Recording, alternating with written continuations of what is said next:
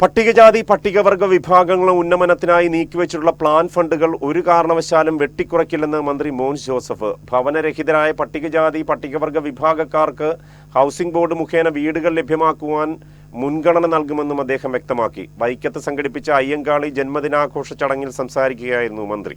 പട്ടികജാതി പട്ടികവർഗ വിഭാഗങ്ങളുടെ പ്ലാൻ ഫണ്ട് വെട്ടിക്കുറയ്ക്കില്ലെന്ന് മന്ത്രി മോൻസ് ജോസഫ് വൈക്കത്ത് KPMS അയ്യങ്കാളി ജന്മദിനാഘോഷ സമാപന സമ്മേളനം ഉദ്ഘാടനം ചെയ്യുകയായിരുന്നു അദ്ദേഹം.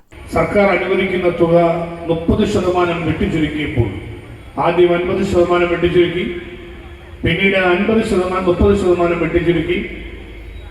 ഇതിൽ വലിയ ഒരു ജനദ്രോഹത്തിന്റെ സാഹചര്യങ്ങൾ, ഒരു സാമൂഹ്യ നീതി നിഷേധത്തിന്റെ സാഹചര്യങ്ങൾ നമ്മുടെ സംസ്ഥാനത്ത് കഴിഞ്ഞ ഗവൺമെന്റിന്റെ സമയത്തുണ്ടായപ്പോൾ നിയമസഭയിൽ ഇന്നത്തെ മുഖ്യമന്ത്രി, അന്നത്തെ പ്രതിപക്ഷ നേതാവ് ബഹുമാന്യനായ ശ്രീ VD സതീശനടക്കം നേതൃത്വം കൊടുത്തുകൊണ്ട് നിയമസഭയിൽ ഞങ്ങൾ ചൂണ്ടിക്കാണിച്ചു ഗവൺമെന്റ് തിരുത്താൻ തയ്യാറാണ്.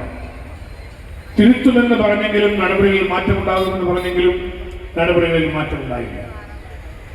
എന്നാൽ സ്കോളർഷിപ്പിന്റെ കാര്യത്തിൽ അത് കുടിശ്ശിക തീർത്ത് വിതരണം ചെയ്യുമെന്ന് പറഞ്ഞെങ്കിലും അതുണ്ടായില്ല.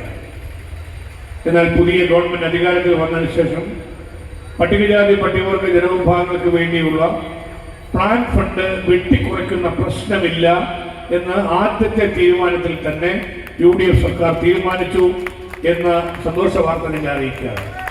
ഭവനരഹിത SC/ST വിഭാഗക്കാർക്ക് ഹൗസിംഗ് ബോർഡ് വഴി വീട് നൽകാൻ മുൻഗണന നൽകുമെന്നും മന്ത്രി പറഞ്ഞു. കെ ബിനിമോൻ MLA സന്ദേശം നൽകി. ഉന്നത വിജയികൾക്ക് വൈക്കം നഗരസഭ ചെയർമാൻ അബ്ദുൾ സലാം റൌത്തർ അവാർഡുകൾ വിതരണം ചെയ്തു.